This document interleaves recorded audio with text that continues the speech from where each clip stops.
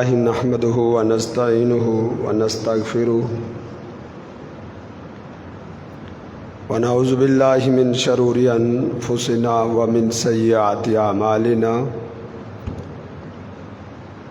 ومن يهده الله فلا مضل له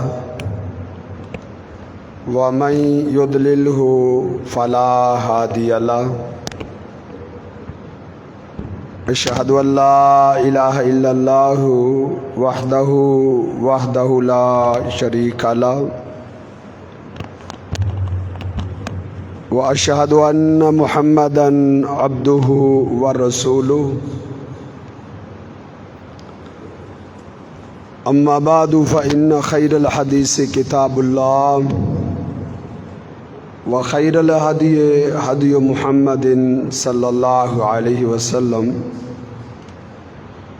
وشر الامور محدثاتها وكل محدثۃ بدعۃ وكل بدعۃ ضلالہ وكل ضلالۃ فی النار ان اللہ وملائکتہ یصلون علی النبی یا ایھا الذین آمنوا صلوا علیہ وسلموا تسلیما اللہم صلی علی محمد وعلی آلہ واصحابہ وسلم اعوذ باللہ السمیع العلیم من الشیطان الرجیم بسم اللہ الرحمن الرحیم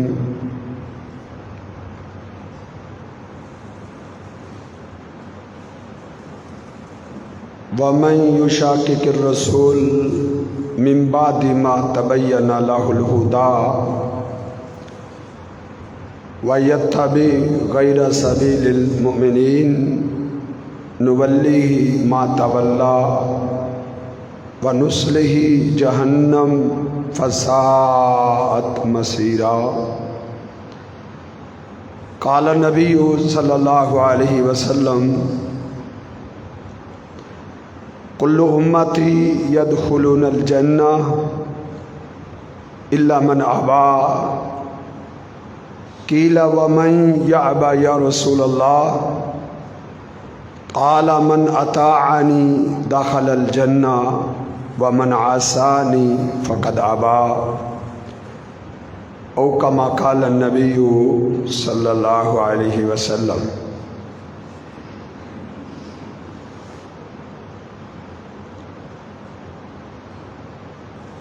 تمام انبیاء کرام کی بعثت اس میں اللہ رب العزت نے اپنے بندوں سے صرف اپنے انبیاء کی اطاعت کا تقاضا کیا ہے۔ ہر پیغمبر نے اپنی امت میں کھڑے ہو کے جب دعوت کا آغاز کیا ہے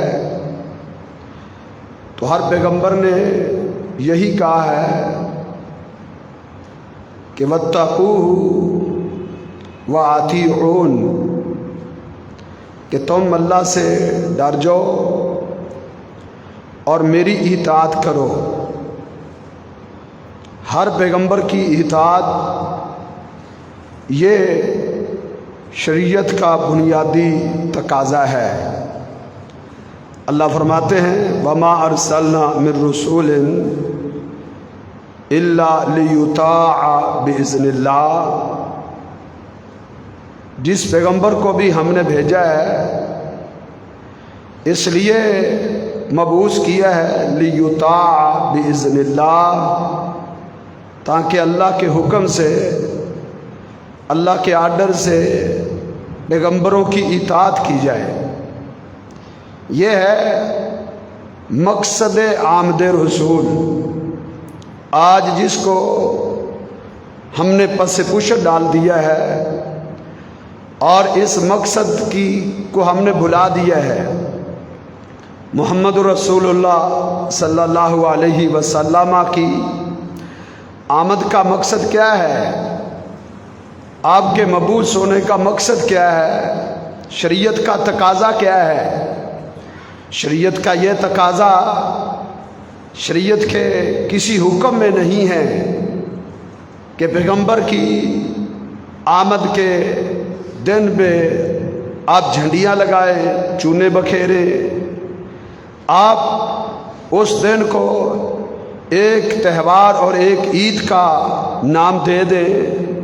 شریعت میں اس کا دور دور سے بھی کوئی تعلق نہیں ہے۔ محمد رسول اللہ صلی اللہ علیہ وسلم کی آمد کا مقصد سراسر آپ کی اطاعت ہے۔ اللہ فرماتے ہیں ان تطیعوہ تہتدوا، اے میرے بندو اگر تم ہدایت یافتہ بننا چاہتے ہو، ہدایت پانا چاہتے ہو، تو اس کا طریقہ کیا ہے؟ ان تطیعوہ، اگر تم میرے پیغمبر کی اطاعت کر لو گے، اگر تم میرے پیغمبر کی فرما برداری کر لو گے تو تم ہدایت پا جاؤ گے۔ ہدایت یافتہ بننے کا ایک ہی فارمولہ ہے، اور وہ اللہ کے پیغمبر صلی اللہ علیہ وسلم کی اطاعت ہے اور اللہ کے پیغمبر صلی اللہ علیہ وسلم کی اتباع ہے۔ اور کہیں اللہ فرماتے ہیں کہ میرے پیغمبر کی اتباع کرو، اتبعوہ، تم میرے پیغمبر کی اتباع کرو، لعلکم تہتدون، تاکہ تم ہدایت یافتہ بن جاؤ۔ ہدایت یافتہ بننے کی ایک ہی صورت ہے کہ محمد رسول اللہ صلی اللہ علیہ وسلم کی اطاعت کی جائے، آپ کی اتباع کی جائے۔ اطاعت کیا ہے؟ اللہ کے پیغمبر صلی اللہ علیہ وسلم جس چیز کا حکم دے دے بس اس کو اپنا لو، جس چیز سے منع کر دیں اس سے رک جاؤ۔ وما آتاکم الرسول فخذوہ وما نہاکم عنہ فانتہوا، پیغمبر جس چیز کا حکم دیتا جائے، زندگی کے جس شعبے سے بھی اس کا تعلق ہو، تم اس کو اپناتے جاؤ۔ وما نہاکم عنہ فانتہوا، اللہ فرماتے ہیں میرا پیغمبر جس چیز سے تمہیں روکتا جائے بس تم اس سے رکتے جاؤ۔ یہ اطاعت ہے۔ اس اطاعت کے لیے اللہ رب العزت نے پیغمبر کو بھیجا ہے کہ آپ کی اطاعت کی جائے۔ اور اتباع کیا ہے؟ کہ پیغمبر کے نقش قدم پر چلو، جو پیغمبر نے کیا ہے، کر کے دکھایا ہے، اللہ کے پیغمبر صلی اللہ علیہ وسلم کی سنت کی تابع داری کرو۔ لقد کان لکم فی رسول اللہ اسوۃ حسنہ، تمہارے لیے محمد رسول اللہ صلی اللہ علیہ وسلم کی زندگی بہترین نمونہ ہے، بہترین آئیڈیل ہے۔ اللہ کے پیغمبر صلی اللہ علیہ وسلم کو اسوہ، وہ تمہارے لیے ایک سیمپل ہونا چاہیے کہ نبی صلی اللہ علیہ وسلم نے جو کیا ہے اس کے مطابق کرتے چلے جاؤ، آپ کی سنت کی اتباع کرو۔ ان دو چیزوں کے اندر ہدایت ہے، اور ان دونوں چیزوں کو چھوڑ کے اللہ کے پیغمبر صلی اللہ علیہ وسلم کی قدم قدم پر نافرمانی کر کے اور پیغمبر صلی اللہ علیہ وسلم کی سنت سے منہ پھیر کے انسان کوئی اور طریقہ اپنائے، کوئی اور انداز اپنائے تو وہ سراسر غلط فہمی میں مبتلا ہے۔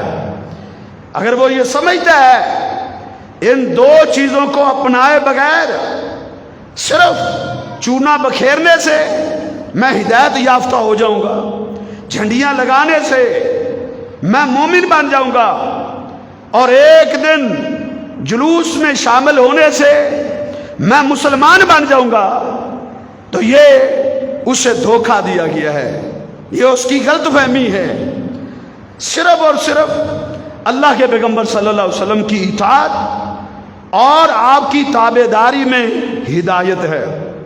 ہاں، جو آپ کی اطاعت نہیں کرتا، وَمَن يَعْصِ اللَّهَ وَرَسُولَهُ فَقَدْ ضَلَّ ضَلَالًا مُبِينًا، اللہ فرماتے ہیں جس نے میرے پیغمبر کی نافرمانی کی وہ کھلی گمراہی میں چلا گیا، بھلے وہ لاکھ دعوے کرے، محب رسول ہونے کے لاکھوں دعوے کرتا پھرے، اگر وہ اللہ کے پیغمبر صلی اللہ علیہ وسلم کا مطیع و فرما بردار نہیں ہے تو قرآن نے کیا کہا ہے؟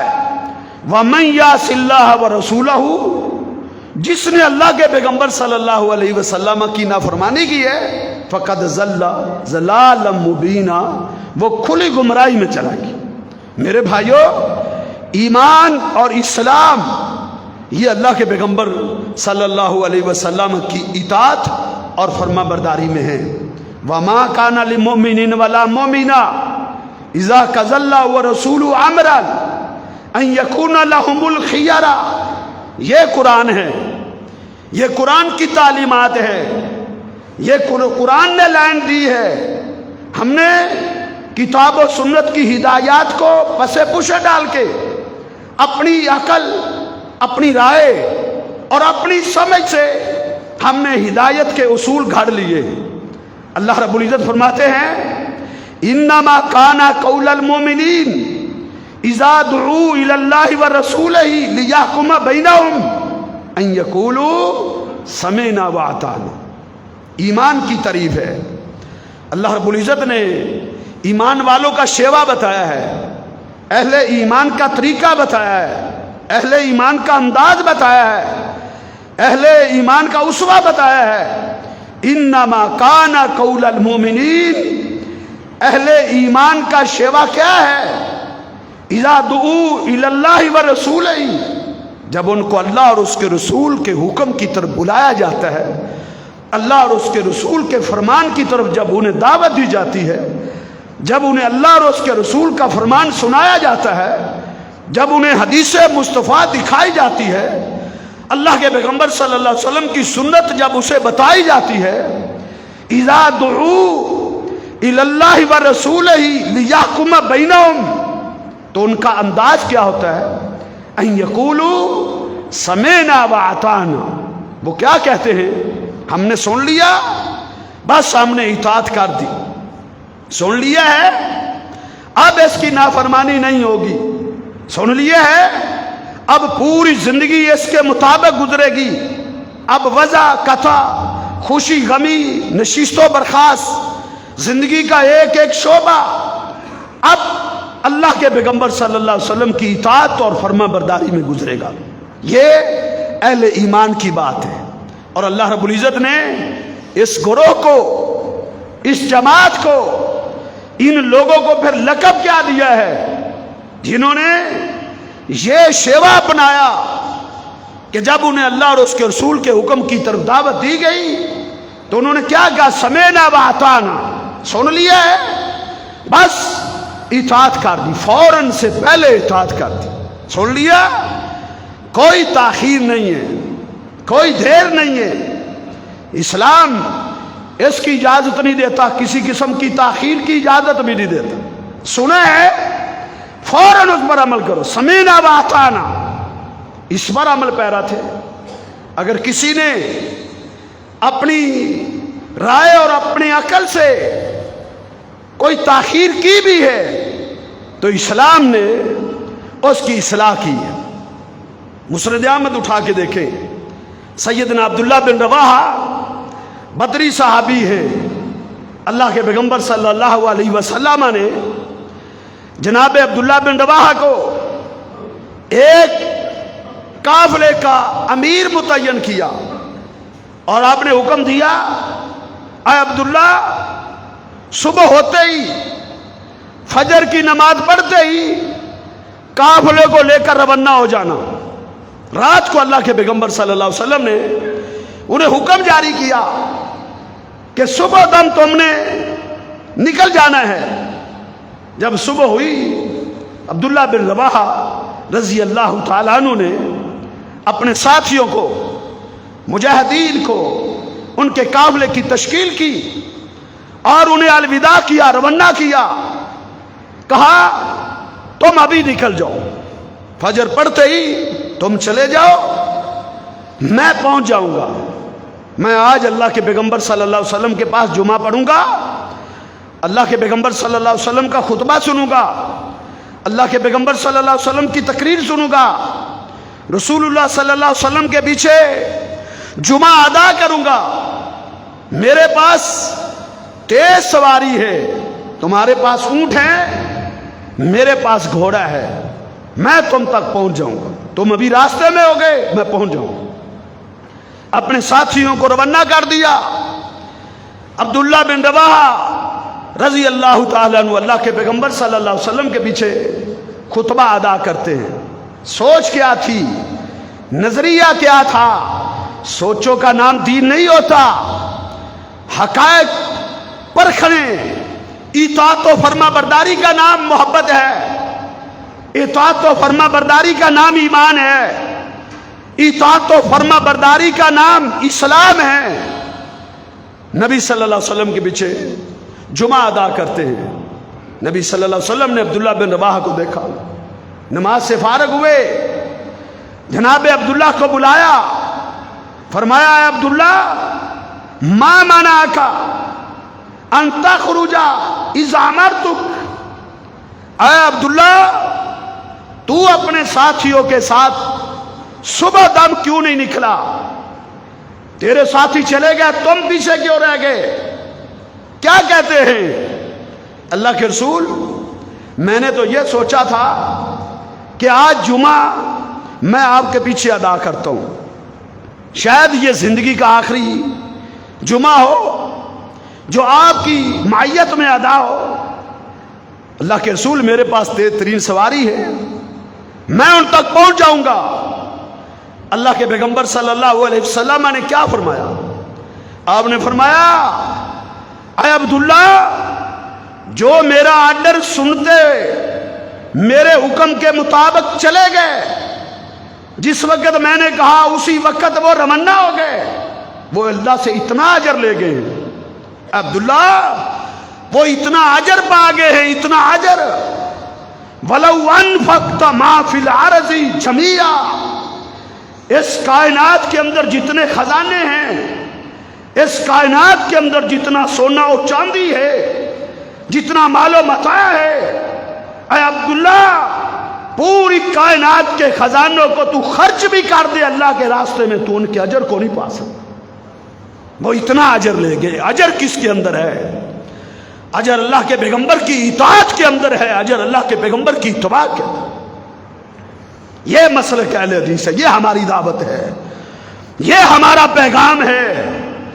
آؤ اپنی پگڈنڈیوں سے نکلو، آؤ خرافات سے نکلو، آؤ حقائق کی دنیا میں آؤ، اللہ کے پیغمبر کی شریعت کی طرف آؤ، آؤ اللہ کے پیغمبر صلی اللہ علیہ وسلم کے لائے ہوئے دین کی طرف آؤ۔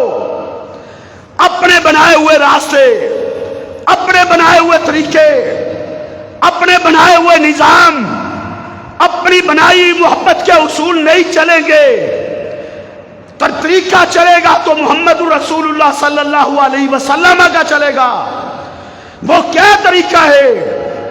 ان تطیعوہ تہتدوا، اے میرے پیغمبر ان کو کہہ دو تم ہدایت یافتہ بننا چاہتے ہو، میرے پیغمبر کی اطاعت کرو، میرے پیغمبر کی اتباع کرو۔ تمہارا لباس، تمہاری خوشی اور تمہاری غمی، تمہاری زندگی کا ایک ایک لمحہ میرے پیغمبر کی اطاعت اور فرما برداری کے مطابق ہونا چاہیے۔ یہ دعوت ہے، یہ اسلام ہے۔ انما کان قول المؤمنین، مومنوں کا اسوہ کیا ہے، مومنوں کا شیوا کیا ہے؟ اذا دعوا الی اللہ ورسولہ، جب انہیں اللہ کا حکم سنایا جاتا ہے، جب انہیں پیغمبر کا حکم سنایا جاتا ہے تو کیا جواب دیتے ہیں؟ سمعنا واطعنا۔ یہ نہیں آج ہمیں کوئی کہے تو کہتے ہیں مولوی صاحب دعا کریں، کہو نا یہ اللہ کے پیغمبر کی حدیث ہے کہ معاف اللحات، داڑھیوں کو معاف کر دو، اپنی شلواروں کو ٹخنوں سے اوپر رکھو، اپنی نظروں کو جھکا کے رکھو، رشوت سے بچ جاؤ، حرام خوری سے بچ جاؤ۔ تو ہونا کیا چاہیے تھا؟ ہونا تو یہ چاہیے تھا سمینا واطعنا، سن لیا ہے بس سامنے اس کو بنا لیا ہے، دیکھنا آگے سے جواب کیا آتا ہے۔ مولوی صاحب دعا کریں اس کو یہ ٹالنے کا ایک بہانہ بنا لیا، اللہ کے نبی کے حکم کو ٹالنے کا ایک بہانہ بنا دیا گیا ہے۔ دعا کریں جی آپ، دعا۔ او میرے بھائیوں، نہیں، آپ کامیابی چاہتے ہیں تو کامیابی اسی میں کہ فی الفور جب آپ کے پاس اللہ کے پیغمبر کی حدیث حکم پہنچ جائے فوراً اس پر عمل کریں، فوراً عمل پیرا ہو جائے۔ آپ دیکھیں وہ غسیل ملائکہ سیدنا حنظلہ، کیا وجہ تھی؟ بلند و بالا مقام ملا اس کو، پیچھے ریزن کیا تھی، وجہ کیا تھی؟ کبھی سوچا ہم نے؟ غسیل ملائکہ جس کو فرشتوں نے غسل دیا تھا، فرشتوں نے۔ آج کوئی فوت ہوتا ہے اس کو غسل کوئی مولوی دیتا ہے، کسی کو غسل کوئی امام دیتا ہے، لیکن سیدنا حنظلہ اس کی عظمت اور رفعت کے کیا کہنے، اس کی میت کو غسل دینے کے لیے اللہ نے انسانوں کو حکم نہیں دیا تھا، اللہ نے آسمان کے فرشتوں کی ڈیوٹی لگائی تھی، جاؤ حنظلہ کو غسل دو۔ وجہ کیا تھی؟ نئی نئی شادی ہوئی تھی، ابھی پہلی رات بسر کی ہے، اللہ کے پیغمبر صلی اللہ علیہ وسلم کے منادی کی ندا سیدنا حنظلہ کے کانوں میں پڑی ہے کہ پیغمبر تمہیں بلا رہا ہے، آ جاؤ، پیغمبر تمہیں بلا رہا ہے، جہاد کے لیے نکل پڑو۔ سیدنا حنظلہ اٹھتے ہیں، بے چین ہو جاتے ہیں، کبھی باہر نکلتے ہیں، کبھی اندر آتے ہیں۔ بیوی پوچھتی ہے پریشان کیوں ہو؟ کہا اللہ کے پیغمبر کا حکم آ گیا ہے جہاد کے لیے روانہ ہو جاؤ۔ تو کہا پھر تردد کیا ہے؟ کہا سوچ یہ رہا ہوں کہ مجھ پر تو غسل بھی فرض ہے، اگر غسل کرنے لگ جاتا ہوں میرے نبی کے حکم کو ماننے میں دیر ہو جائے گی، تاخیر ہو جائے گی، تاخیر۔ اگر ایسا نکلتا ہوں تو اسی حالت میں ہی چلا جاؤں، اگر میں اسی حالت میں شہید ہو گیا تو کیا بنے گا؟ پریشانی کا معاملہ تو تھا، جو اللہ کے راستے میں شہید ہو جاتے تھے نہ انہیں غسل دیا جاتا تھا، اور ان کو اسی طرح نہ ان کی نماز جنازہ پڑھائی جاتی تھی، بغیر غسل اور بغیر جنازے کے ان کو دفن کیا جاتا تھا۔ کیوں؟ شہید کا ایک قطرہ خون کا زمین پہ بعد میں گرتا ہے، اللہ اس کے سارے گناہوں کو معاف کر دیتے۔ مسئلہ تو یہ تھا، اسی تردد میں کہتا ہے غسل کو چھوڑتا ہوں تاخیر ہو جائے گی۔ میدان میں اترے، چشم فلک نے دیکھا، کٹ گئے، شہید ہو گئے۔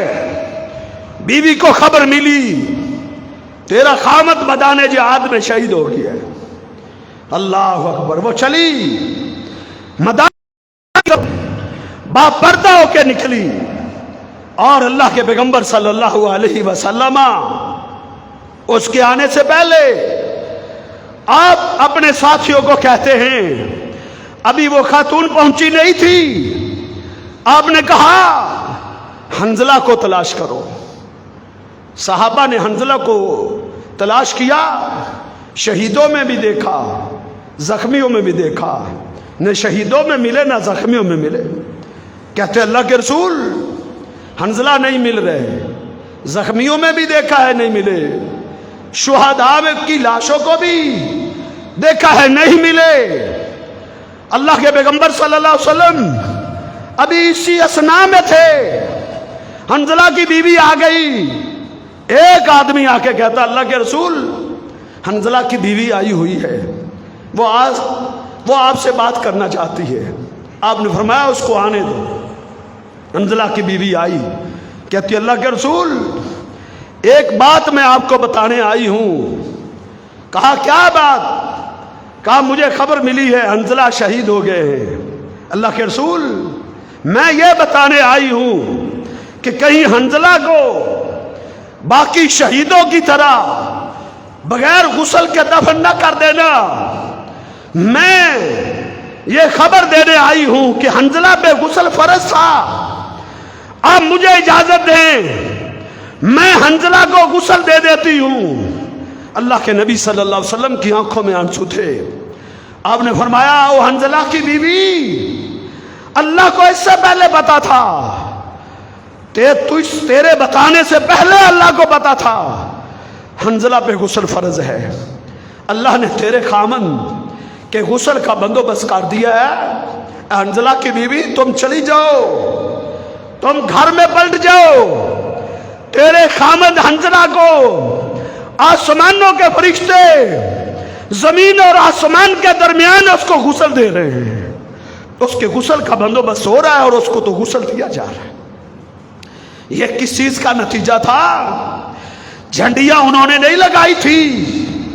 اور جاؤ تاریخ کو اٹھا کے دیکھو، اور لکیر کے فقیر اور سنی سنائی کے پیچھے چلنے والے کتب حدیث اور کتب تاریخ کی ورگردانی کر کے تو دیکھو، انہوں نے جھنڈیاں نہیں لگائی تھی، لیکن وہ پیغمبر کے حکم پر کٹ گئے تھے۔ ایک لمحے کا بھی انہوں نے انتظار نہیں کیا تھا۔ ان کے بارے میں قرآن اترا، آسمان سے جبریل قرآن لے کر آئے، وَمَا كَانَ لِمُؤْمِنٍ وَلَا مُؤْمِنَةٍ اذا قضى الله ورسوله امرا ان يكون لهم الخيار۔ اللہ اور اس کے رسول کا حکم آ جائے پھر وہ تاخیر کرے، پھر وہ اپنی مرضی کرے، ایسا کبھی نہیں ہو سکتا۔ یہ اسلام چاہتا ہے، انما كان قول المؤمنين اذا دعوا الى الله ورسوله ليحكم بينهم ان يقولوا سمعنا واطعنا۔ بس حکم آ جائے تو اللہ ایک جواب سننا چاہتا ہے، ایک سمعنا واطعنا، سن لیا ہے اللہ، ہم نے مان لیا ہے۔ تیرے پیغمبر کا آرڈر سن لیا ہے تو بس ہم نے مان لیا ہے۔ پھر اللہ راضی ہو جاتا ہے، پھر اللہ خوش ہو جاتا ہے۔ جب اطاعت کے جذبے دیکھتا ہے تو اللہ خوش ہو جاتا ہے۔ اللہ اطاعت دیکھنا چاہتا ہے، اللہ تابع داری دیکھنا چاہتا ہے۔ ایک نوجوان نوعمر، ابھی داڑھی کے بال بھی پورے نہیں آئے تھے، نوعمر تھا اور نو مسلم تھا، آج مسلمان ہوا ہے، اسلام کا پہلا دن ہے، اور اللہ کے نبی صلی اللہ علیہ وسلم کو کیا کہتا ہے؟ کھائیں مسند احمد کو، کیا کہتا ہے؟ کہتا ہے اللہ کے رسول پہلے میں آپ کی اطاعت سے دور تھا، آج میں نے آپ کا کلمہ پڑھ لیا ہے، اب میں آپ کا مرید بن گیا ہوں، مرید۔ وَأْمُرْنِي بِمَا شِئْتَ، آقا آج کے بعد میری زندگی آپ کے حکم کے مطابق گزرے گی، آج کے بعد آپ کے حکم کی تابع داری کروں گا، بس۔ وَأْمُرْنِي بِمَا شِئْتَ، جو حکم بھی دیں گے، آپ کا جو آرڈر ملے گا، جو بھی، اس پر اطاعت کروں گا۔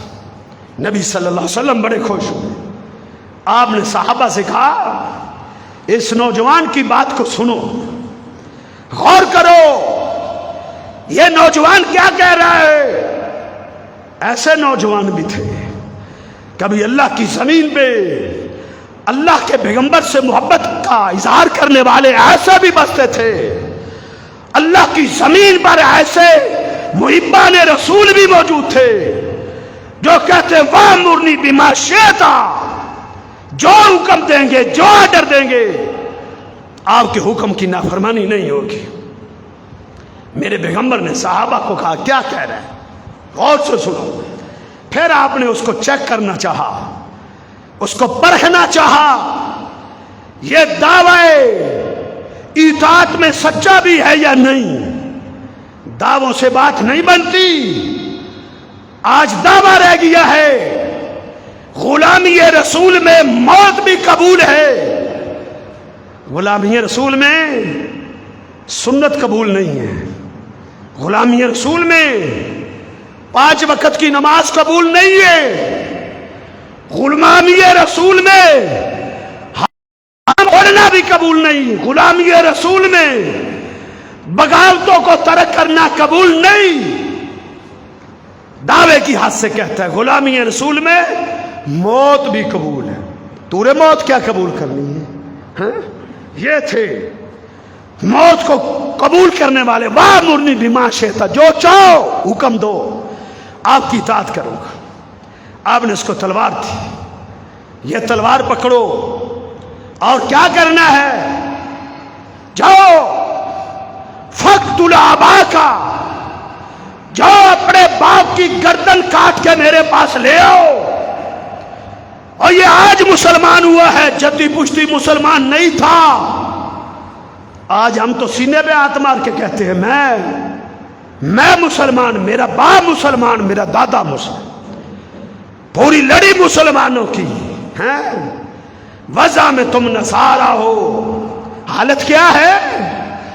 حالت یہ ہے کہ اقبال بھی رو پڑا تھا، اس نے کہا وضع میں تم نصارہ ہو، وضع میں تم نصارہ ہو، تمدن میں ہنود، یہ ہے مسلمان جسے دیکھ کر شرمائے یہود۔ دعویٰ رہ گیا، دعوے کا نام اسلام اور اطاعت نہیں، عمل کا نام اسلام ہے۔ عمل سے زندگی بنتی ہے، عمل سے عملی اطاعت اور عملی اتباع کی ضرورت ہے۔ اللہ اس کا حکم دیتے ہیں، اللہ اس کا حکم دیتے ہیں، عملی اطاعت۔ کہا یہ تلوار پکڑو، فَاقْتُلْ أَبَاكَ، اے طلحہ اس کا نام تھا، طلحہ بن برا، نوجوان تھا، 14-15 سال اس کی عمر تھی۔ جاؤ اپنے باپ کی گردن کاٹ کے لاؤ۔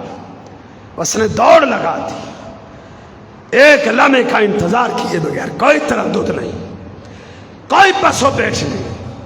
ہم تو داڑھی معاف نہیں کر سکتے، ہم کہتے ہیں مولوی صاحب دعا کرو بس۔ شلوار کو ٹخنوں سے نیچے نہیں چھوڑ سکتے، ہم جوا نہیں چھوڑ سکتے، ہم موسیقی کو سننا نہیں چھوڑ سکتے، ہم فلمیں دیکھنا نہیں چھوڑ سکتے۔ او عاشقان رسول، تمہیں دھوکہ دیا گیا ہے۔ او عاشقان رسول، تم غلط فہمی میں مبتلا ہو۔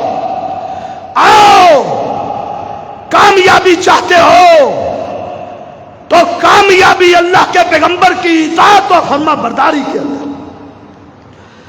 انما کان قول المؤمنین اذا دعوا الى اللہ ورسولہ لیحکم بینہم ان یقولوا سمعنا واطعنا، سمعنا واطعنا، سن لیا اطاعت کر دی بس۔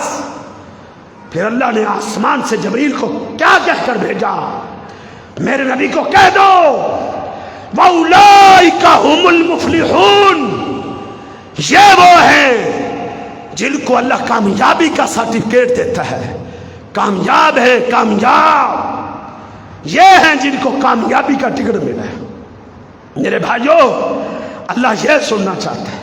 اس نے تلوار تھامی، دوڑ نبی علیہ الصلوۃ والسلام نے صحابہ کو دوڑایا، آپ نے فرمایا پکڑو اس کو، دوڑو، بھاگو اس کے پیچھے، اس کو واپس لے کے آؤ۔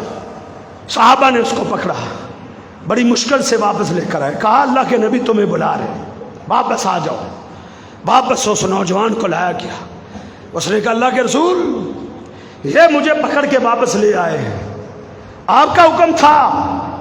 ہاں طلحہ، میں نے کہا تھا، میں جو اسلام لے کر آیا ہوں، میں جو دین لے کر آیا ہوں، اے طلحہ میرا اسلام صلہ رحمی کا اسلام ہے، میرا اسلام تو رشتہ داریوں کو جوڑنے کا اسلام ہے، میرا اسلام والدین کی اطاعت و فرما برداری کا پیغام دیتا ہے۔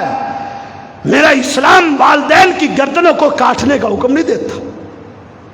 اللہ کے نبی نے تو ایک صحابی کو اپنے باپ کو بھی قتل کرنے کی اجازت نہیں دی تھی، جس کا باپ رئیس المنافقین تھا، وہ منافقین کا سردار تھا جو مسلمانوں کو اذیتیں دیتا تھا، اللہ کے نبی صلی اللہ علیہ وسلم کو تنگ کرتا تھا۔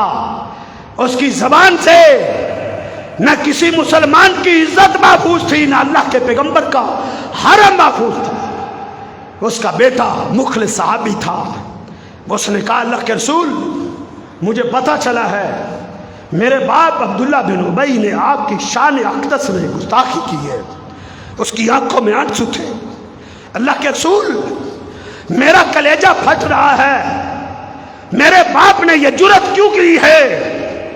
اللہ کے رسول عالم المدینہ، پورا مدینہ جانتا ہے جتنی محبت میرے باپ کی میرے دل میں ہے، اتنی محبت کسی بیٹے کے دل میں باپ کی نہیں ہو سکتی۔ وہ عالم المدینہ، آقا پورا مدینہ جانتا ہے جتنا روب اور جتنا دبدبا مجھ پر میرے باپ کا ہے، اتنا روب اور دبدبا مدینے میں کسی بیٹے پر اس کے باپ کا نہیں ہے۔ لیکن اما فیکا، اللہ کے رسول اب مقابلہ ہے آپ کی ذات کا، میرے باپ کی محبت کے مقابلے میں آپ کی محبت آ گئی ہے۔ مجھے حکم دے، مجھے آرڈر جاری کرے، میں اپنے باپ کی گردن کاٹ کے آپ کے قدموں میں ڈھیر کر دیتا۔ میرے آقا نے کہا نہیں عبداللہ، نہیں، ہم تیرے باپ کے قتل نہیں چاہتے، ہم اللہ سے دعا کرتے ہیں اللہ تیرے باپ کو ہدایت عطا کر دے، ہم قتل نہیں چاہتے۔ یہ اسلام تھا جو محمد رسول اللہ صلی اللہ علیہ وسلم لے کر آئے تھے۔ اس نوجوان کو کہہ رہے ہیں، اور نوجوان میں تو تیرے دعوے کو چیک کر رہا تھا، تو نے کہا جو حکم دو گے آپ کی بات کروں گا، میں نے تو تیری محبت کو چیک کیا، تیرے دعوے کو چیک کیا، کہیں اللہ تکون فی دین کا ریبہ، کہیں تیرے دین میں نفاق تو نہیں ہے۔ منافق اللہ کے نبی کی اطاعت سے رکتا تھا، مومن اطاعت کرتا تھا۔ یہی فرق ہے ایمان اور نفاق کے اندر، یہ فرق ہے ایک مومن اور منافق کے اندر۔ منافق کیا تھے؟ وَإِذَا قِيلَ لَهُمْ تَعَالَوْا إِلَىٰ مَا أَنزَلَ اللَّهُ وَإِلَى الرَّسُولِ، جب انہیں کہا جاتا تھا اللہ کے پیغمبر کے حکم کو مانو تو وہ کیا ہوتا تھا؟ وَرَأَيْتَ الْمُنَافِقِينَ يَصُدُّونَ عَنْكَ صُدُودًا، منافقین اطاعت نہیں کرتے تھے، اہل ایمان اطاعت کرتے تھے۔ اطاعت او ایمان کا مظاہرہ کرو، ایمان کا آ جاؤ، عزم کرو، اللہ کے پیغمبر صلی اللہ علیہ وسلم کی محبت میں ایک عزم کرو، ساری زندگی کے ہر شعبہ میں اللہ کے پیغمبر کی اطاعت کریں گے، اللہ کے پیغمبر صلی اللہ علیہ وسلم کی اتباع کریں گے، آپ صلی اللہ علیہ وسلم کی سنت کے تابع دار بنیں گے انشاءاللہ۔ اس کے اندر کامیابی ہے، اس کے اندر آپ نے فرمایا ہم تیرے باپ کا قتل نہیں چاہتے تھے۔ چلا گیا وہ نوجوان، اس کو زیادہ وقت نہ ملا، وہ جہاد کے میدانوں میں اترتا، وہ لڑائی کے جوڑ دکھاتا، وہ غزوات میں شریک ہوتا، وہ دشمنوں کی گردنیں کاٹتا، کافروں کے جوڑ کاٹتا۔ اسے موقع نہ ملا۔ چند دنوں کے بعد اللہ کے پیغمبر صلی اللہ علیہ وسلم کو خبر ملی کہ وہ نوجوان طلحہ بن برا وہ تو بیمار ہے، موت و حیات کی کشمکش میں پہنچ چکا ہے۔ اللہ کے پیغمبر اپنے صحابہ کی جرمٹ میں نکلے، ابو بکر و عمر و عثمان و علی رضوان اللہ علیہ مجمعین سے کہا چلو میرا ایک یار بیمار ہے، چلو اس کی عیادت کے لیے جاتے ہیں۔ نبی صلی اللہ علیہ وسلم گئے، طلحہ بن برا بے ہوشی تاری تھی، نبی علیہ السلام نے دیکھا تو آنکھوں سے آنسو جاری ہو گئے، اور آپ نے اس سے اٹھتے ہوئے کہا مجھے محسوس ہو رہا ہے کہ آج اس کی رات آخری رات ہے کہ یہ اس بیماری میں فوت ہو جائے گا۔ ہاں، آپ نے فرمایا اگر یہ رات کو ہوش میں آ جائے تو پھر مجھے پیغام بھیجنا، میں اس کی ملاقات کے لیے آؤں گا، میں اس کی عیادت کے لیے آؤں گا۔ واہ تعالیٰ، تیری قسمت کے کیا کہنا، تیرے رتبے کا کیا کہنا، رتبہ بلند ملا جس کو مل گیا۔ 14-15 سال کی اس کی عمر ہے، اللہ کے نبی فرماتے ہیں ہوش میں آ جائے مجھے پیغام بھیجنا، میں اس کی ملاقات کے لیے آؤں گا۔ آدھی رات کے وقت اس کو ہوش آئی، ہوش میں آتے ہی کہتا ہے اللہ کے پیغمبر کا کیا حال ہے؟ کہ اللہ کے پیغمبر تیری عیادت کے لیے تشریف لائے تھے، تو بے ہوش تھا، جاتے ہوئے یہ پیغام دے گئے ہیں کہ میرے صحابی ہوش میں آ جائے تو مجھے بلا لینا۔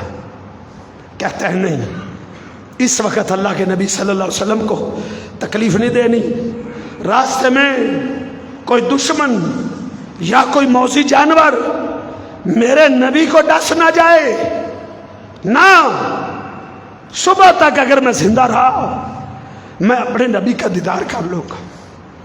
اگر رات کو میں فوت ہو گیا تو میرے نبی کو میرا سلام کہہ دینا، اور کہہ دینا کہ طلحہ دعا کی درخواست کرتے تھے، رات کو طلحہ بن برا اس کی روح پرواز کر گئے، رات کو فوت ہو گئے۔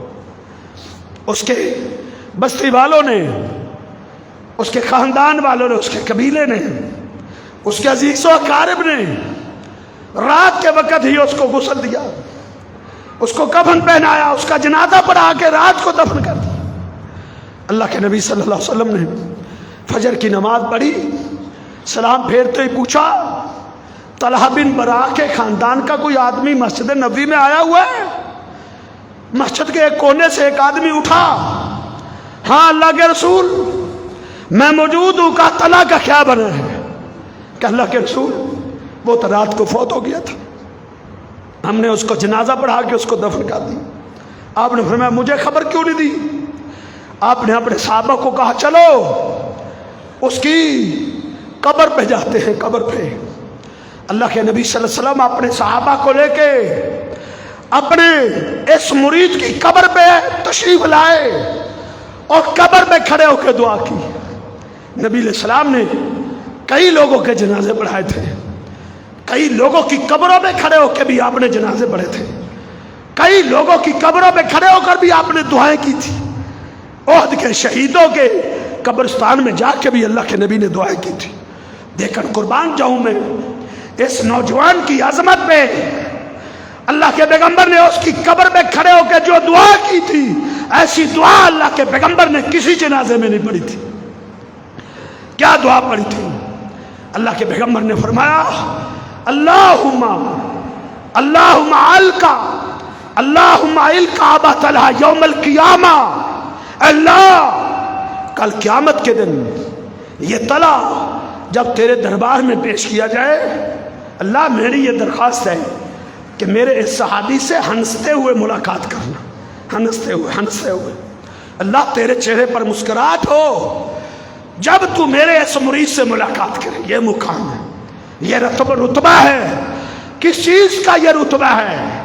ان تطیعوا تہتدوا، یہ اطاعت و فرما برداری ہے۔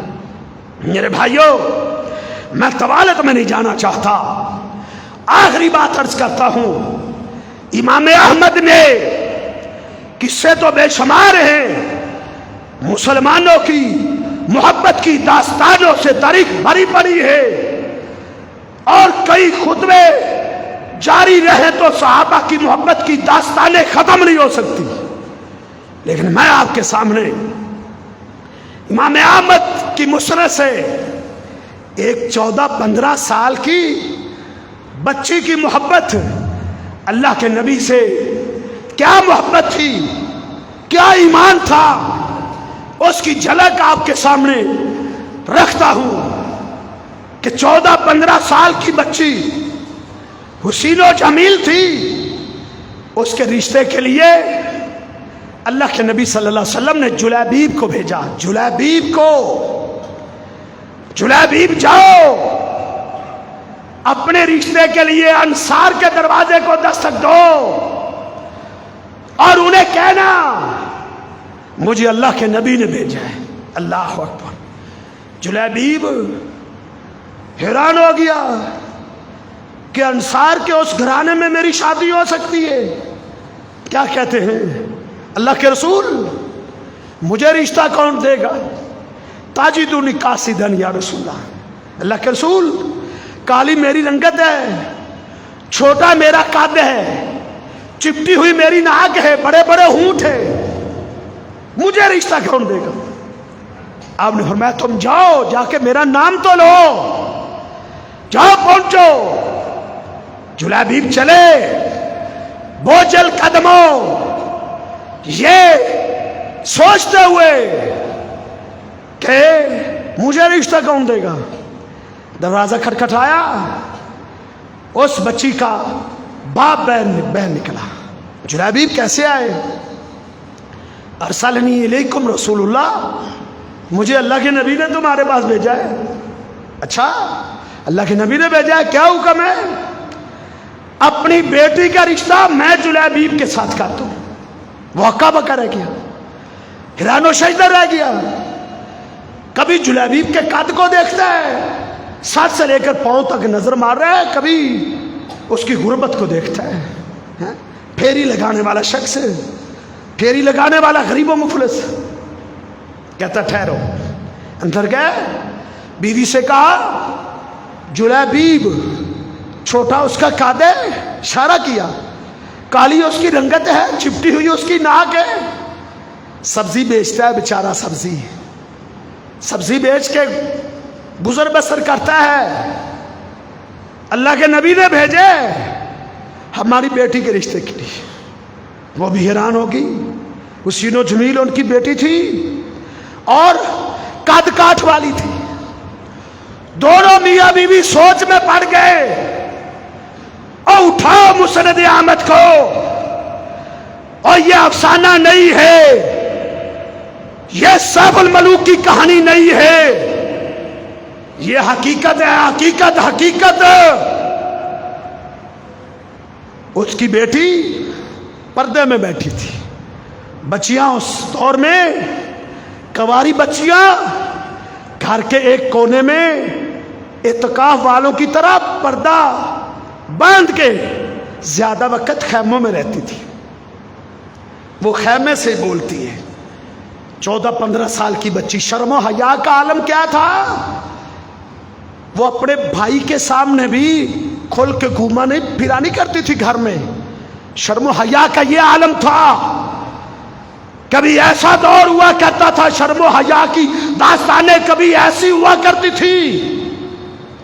لیکن جرأت کا مظاہرہ پھر اس نے کیا، بولی، جواب دیا. اس نے کیا کہا؟ اللہ اکبر. اس نے کہا یا بتایا، اے میرے محترم والدین، تم خاموش کیوں ہو گئے ہو؟ تم چپ ہو گئے ہو، کیا وجہ ہے؟ تم جلیبیب کی کالی رنگت دیکھ رہے ہو؟ یا بتایا او میرے والدین، تم جلیبیب کا چھوٹا قد دیکھ رہے ہو، تم جلیبیب کی غربت دیکھ رہے ہو، غربت، فقر و فاقہ. تمہیں کیا ہو گیا؟ تم نے اللہ کا فرمان نہیں سنا؟ اس خاتون نے واز کیا، واز، اپنے ماں باپ کی ذہن سازی کی، لیکچر دیا اس نے، لیکچر ذہن سازی کی. قرآن کی آیتیں پڑھ پڑھ کے اس نے اپنے ماں باپ کو سمجھایا. 14-15 سال کی بچی نے اپنے ماں باپ کی ایسی ذہن سازی کی، طریقہ اسلام میں آج تک اس کی مثال نہیں ملتی. اس نے کیا کہا؟ اس نے کہا تم نے قرآن نہیں سنا؟ وما کان للمؤمن ولا مؤمنہ اذا قضى الله ورسوله امرا ان يكون لهم الخيار. قرآن کی آیتیں پڑھ رہی تھی. فلا وربک لا یؤمنون حتی یحکموک فیما شجر بینہم. قرآن کی آیتیں پڑھ رہی تھی وَمَن یُشَاقِقِ الرَّسُولَ مِن بَعْدِ مَا تَبَيَّنَ لَهُ الْهُدَىٰ وَيَتَّبِعْ غَيْرَ سَبِيلِ الْمُؤْمِنِينَ نُوَلِّهِ مَا تَوَلَّىٰ وَنُصْلِهِ جَهَنَّمَ وَسَاءَتْ مَصِيرًا. قرآن پڑھ پڑھ کے اپنے ماں باپ کو سمجھا رہے. کیا کہہ رہی تھی؟ کہا تم یہ نہ دیکھو، تم یہ نہ دیکھو، جلیبی کو نہ دیکھو، اس کی رنگت کو نہ دیکھو، اس کے قد کو نہ دیکھو. اے میرے ماں باپ تم یہ دیکھو من ارسلہ، اس کو بھیجنے والا کون ہے. بس تم یہ دیکھو کس ہستی کا بھیجا ہوا ہے، وہ ہستی کون ہے، اس کا مقام کیا ہے، اس کا مرتبہ کیا ہے. کبھی ہم نے بھی اس ہستی پہ غور کیا ہے جس ہستی کے 20 اقوال ہے. واہ الہا داڑیوں کو معاف کر دو. جس ہستی کے 20 اقوال ہیں رشوتیں چھوڑ دو. جس کے 20 اقوال ہیں نماز میری آنکھوں کی ٹھنڈک ہے. کبھی ہم نے بھی غور کیا؟ کیا یہ دیکھو اس کو بھیجا کس نے.